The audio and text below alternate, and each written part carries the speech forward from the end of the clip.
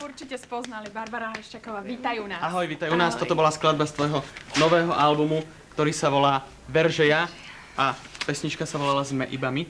Len tak, tak. Len tak, tak. Počul si. Troška som si to pomýlil, lebo to patrí k tvojej obľúbenej skladbe takisto. Veľa otázok je týkajúcich sa práve tvojho nového albumu. Ja by som začal takou asi najzaujímavejšou, že máš na ňom texty, alebo máš tam skladby od Ivana Tasslera za Empty Smile, máš tam texty od nebohého Jožka Urbana a hlavne producentsky to zastrešoval Palo Habera. Ako si sa vôbec k týmto ľuďom dostala? No tak na začiatok všetkých pozdravujem. Ahoj, dobré ráno. Ivan Tassler mi robil hudbu.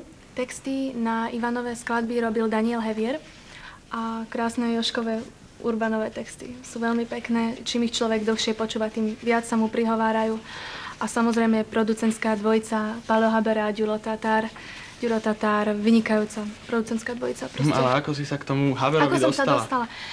Tak, cez našu firmu Universal Studio. Oni dostali taký nápad, aby sa teda Zlaté Slaviky spojili, teda aby spolu robili. A bola si s tým spokojná v úlohe producenta? Bol to dobrý nápad. Teraz už som spokojná. Zo začiatku sme sa dosť tak oťukávali, že aké to bude, pretože obidva sme tvrdohlavé proste povahy. Takže bolo to také, tak každý má svoj názor, hej, ale snažili sme sa to nejak zosúľadiť, proste aj tie nápady naše a tak jasné, že musíme sa aj trošku hádať, keď chceme, aby to bolo dobré, aby to bol dobrý projekt. Ja sa tu stále hrabem v tých diváckych otázkach, pretože je ich tu skutočne neurekom a chcem vybrať také, aby boli ešte k CD-čku. Podielal sa na tvojom novom projekte aj brat? Ak áno, ako? Samozrejme, tak ako vždy. Už aj predošlých albumov, napríklad pri mojom solom albume prvom, alebo ešte s MC Erikom, keď som spolupracovala, tak sme s Andrejom zložili niekoľko vlastných skladieb spolu, takže aj pri tomto albume to takto bolo. A jeden text mi napísal. Opäť otázka týkajúca sa albumu. V akom štýle je nový album? Je to pop, aj do roku je to trošku, aj tanečné skladby sú tam, ale už som sa našla proste. Tí producenti tomu dali ten správny sound. A v čom si sa vlastne našla? Sú to tie pomalšie balady? Sú tam aj pomalšie balady. Od tých disco vecí, ktoré si, alebo danceových vecí, ktoré si robila predtým viac? Sú tam aj pomalšie balady, aj tie tanečné skladby. Dáme priestor, dáme priestor divákovi na priamej linke. Dobré ráno. Dobré ráno. Nech sa páči. Chcela by som sa spýtať Barbary, či bude vystupovať niekde v okolí Zvolena. No, dúfam, že áno. Teraz to neviem na 100% povedať, že kedy, ale... A propos, bude koncertná šnúra k novému albumu? Koncertná šnúra bude, záleží to na tom, ako sa bude album predávať. Takže možno, že bude, ešte teraz neviem konkrétnejšie povedať, že či budem, ale veľmi rada prídem do Zvolena. Ďalšia divácka otázka, kto robil obal na novom CD-čku? Obal môj brat robil, Andrej. On študuje dizajn tu v Bratislave, takže tu chodí do školy, tu spolu bývame a tak. Takže on sa do toho rozumie, veľmi pekne to urobil najlepšie, ako mohol. Odkiaľ čerpáš námety na svoje piesne? Divačka píše, že sú krásne, lahodia uchu a potešia srdce. Zostani naďalej taká, aká si. Ďakujem. Divačke, odkiaľ čerpáš námety? Pekne. Námety, tak inšpiráciu podľa toho, čo prežijem. Keď prežijem proste nejakú silnú udalosť, alebo silnú niečo veľmi dojímavé, alebo niečo pekné. Môže to byť aj sklamanie. Buďme konkrétni. Ktoré texty sú tvoje? 4. Takže je to dvojka, Sme iba my.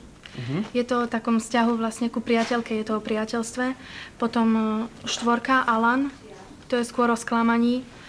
Potom Veržeja, 6. Tak sa volá aj celý album, Veržeja. A potom ešte mám... Ktorá to je? Neviem teraz. Prídeme na to. Reflection of my heart. Preto som nevedela, lebo je to anglická skladba. Reflection of my heart, vlastne odraz môjho vnútra.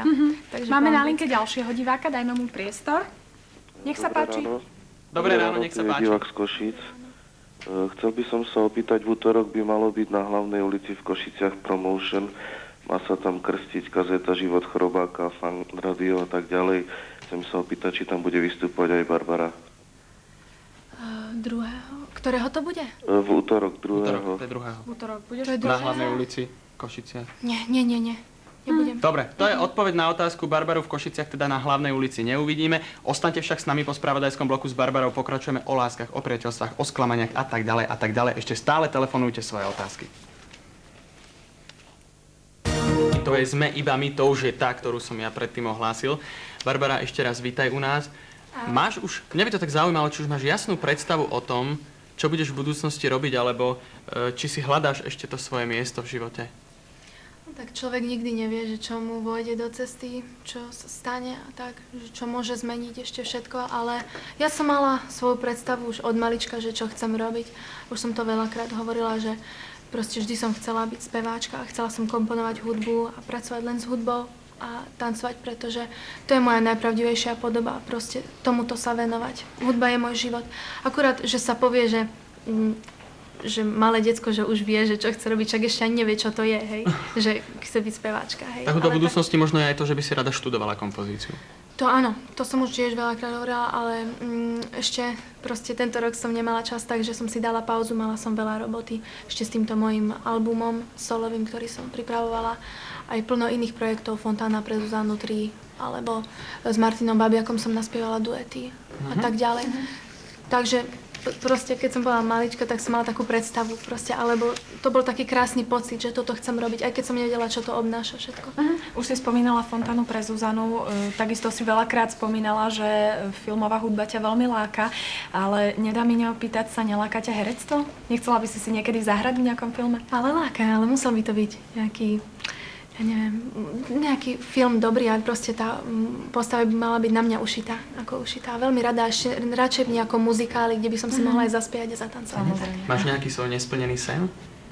Tak mám veľa nesplnených snov, nech si nemyslím, proste si ľudia nemyslia, že teraz všetko mám splnené.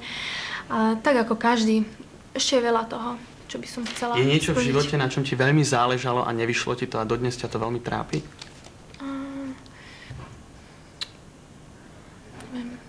Nejaká vec, čo by... Možno láska, možno priateľstvo. No, láska, trebárs. Áno, láska mi nevyšla. Čakáš stále na toho pravého. Áno. Tá posledná bola veľmi hlboká a vraj už na svete aj nová. Áno, tak veľa sa toho teraz popísalo. Ja viem aj v časopise Markíza. Počula som rôzne ohlasy na to, že proste teraz si ľudia myslia, že koľko mám ja priateľov a tak. A chlapcov. No ale toho sa veľa popíše ináč a aj čo nie je pravda a tak. A že proste každý si to vysvetlí podľa svojho. Každý si to vysvetlí tak, aký je. Čiže, ale ja si myslím, že už to ľudia berú s rezervou, čo sa popíše v časopisoch. Jedna tvoja skutočne dobrá faninka nám napísala také množstvo otázok pre teba, tak ja vyberiem niektoré. Musím nájsť obálku. Barbora? Zatiaľ? Nie. Tam Aha, to isté veľké? Áno. Barbora Skálová. Barbora, tvoja menovkyňa. Takže, tvoje najobľúbenejšie jedlo? Čína. Milujem čínsku kuchyňu. Aj ja. Aj ty? Vieš aj variť? Často chodím do Číny. Variť viem, ale len také najjednoduchšie jedlá. Čaj, praženica, káva. Tak. To je základ do manželstva. Máme niekoho na linke, dajme mu prednosť. Dobré ráno, komu kam?